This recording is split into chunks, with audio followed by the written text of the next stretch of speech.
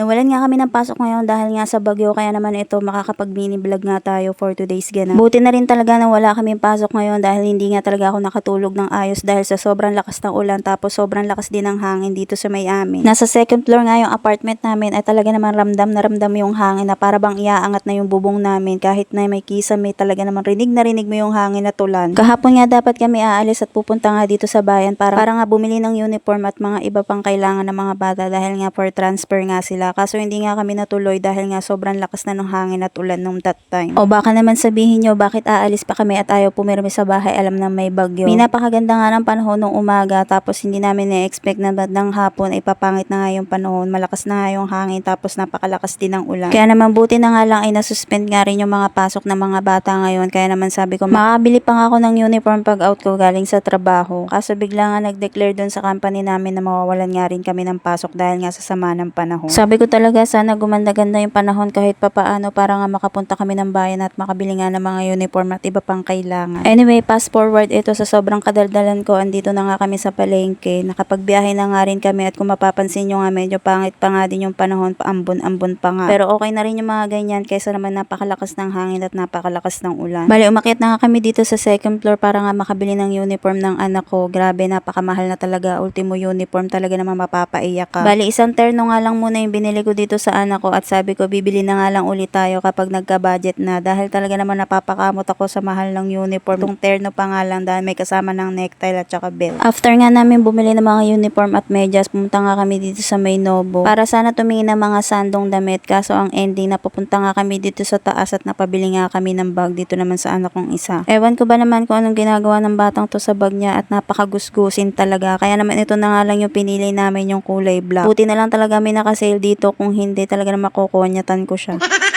After nga naming mamili at makita yung bag, ito bumaba na nga rin kami kaagad dahil maya nga ang turo nila na para bang anak sila ng kontraktor at gusto na lang bilhin lahat. What? At bago pa nga magkaubusan ng pera dito, niyaya ko na nga sila pababa para nga pumunta na sa counter at makapagbayad na nga rin kaagad. Anyway, fast forward, after nga namin makapagbayad dito sa cashier, umalis na nga rin kami kaagad dito at dumaretso na nga rin kami sa may palengke. Sa may paradahan ng mga tricycle, di rin naman kami masyado nagtagal doon at nakasakay rin kami kaagad. Sabi ko nga sa inyo sa last mini vlog ko, nakalipat na nga kami ng bahay. Bali, yung apartment nga namin ay nasa second floor, tapos hindi nga kami binaha, Diyos mio, binaha naman dito sa may baba. Lahat na lang yata ng lilipatan namin ay palagi na nga lang kami babahain. Baka sa susunod na mini vlog ay lipat bahay na naman nga. Oh my God! Fast forward nga mga mi, after nga namin makauwi, nagpahinga nga lang kami saglit, tapos kumain na nga rin kami ng merienda. And after nga nun, lumabas nga si Mal kasama yung anak ko para nga magpagupit sila. Dapat talaga sa bayan sila magpapagupit, kaso nalimutan ko dahil nakabili nga ako ng pizza. Baka nga lumamig yun kapag inintay pa nga namin sila magpagupit doon, kaya naman dito na nga lang sila nagpagupit malapit sa bahay. After nga nila magpagupit, sabi ko nga kay Lamal dumaan nga sila dito sa bilihan ng milk tea. Nagre-request nga yung isa kong anak na bumili nga daw ako ng milk tea. Nung last kasi na nag-milk tea kami, wala nga siya sa bahay dahil umuwi nga siya doon kay mama at doon natulog. After nga nila makuha yung order nila, pumunta naman sila din sa may printan dahil magpapaprint nga sila ng mga birth certificate or PSA ng mga bata. Dahil nga for transfer sila, baka nga hanapan sila noon kaya naman magdadala sila sa school. O siya, paano, ayan lang muna for today's ganap. Sana nga magtuloy-tuloy yung paggagawa ko ng mga mini vlogs ko para naman kumita ko dahil napakadami talaga namin gastos ngayon. At dahil nga umabot ka sa dulo ng video kong to at chumismis ka na nga rin lang naman sa buhay namin, aba syempre huwag mo kalimutan mag-follow at mag-like ng page ko para nga sa susunod na chikahan ay kasama mo pa nga rin ako. O siya, paano, ayan lang muna for today's ganap. See you on my next mini vlog. Bye bye!